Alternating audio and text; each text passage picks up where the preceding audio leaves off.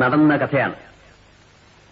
ലക്ഷം വീടുകളിലൊന്നിൽ പവിത്രൻ എന്നൊരു കള്ളനും അവന്റെ കുടുംബവും പാർത്തിരുന്നു. കുടുംബം പുലർത്താൻ വേണ്ടി പവിത്രൻ നന്നേ കഷ്ടപ്പെട്ടിരുന്നു. കണ്ണിൽ കണ്ടതെല്ലാം മോഷ്ടിച്ചാണ് അവന് കള്ളൻ പവിത്രൻ എന്ന പേര് കിട്ടിയത് തന്നെ. ആ പേരല്ലാതെ എണ്ണമറ്റ ചെറുകിട മോഷണങ്ങളിൽ നിന്ന് കാര്യമായൊന്നും സമ്പാദിച്ചു വയ്ക്കാനോ ഭാര്യമാർക്കും പിള്ളേർക്കും വേണ്ടി നാളത്തേക്കെന്തെങ്കിലും കരുതി വയ്ക്കാനോ അവന് കഴിഞ്ഞിരുന്നില്ല.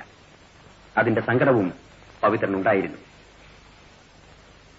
സ്വന്തമായി വീട് കിട്ടിയപ്പോൾ മേലിൽ ഗുണമുള്ള മോഷണങ്ങൾക്ക് മാത്രമേ മെനക്കെടൂ എന്നൊരു തീരുമാനവും അവൻ എടുത്തിരുന്നു. പവിത്രന് 2 ഭാര്യമാരും 2 കൂടി 3 മക്കളും, 2 പൊറുതി. ആദ്യത്തവൾ കൂടെ ലക്ഷം വീട്ടിൽ, രണ്ടാമത്തവൾ അവളുടെ വീട്ടിൽ. അത് പാതി രഹസ്യവും പാതി പരസ്യവും.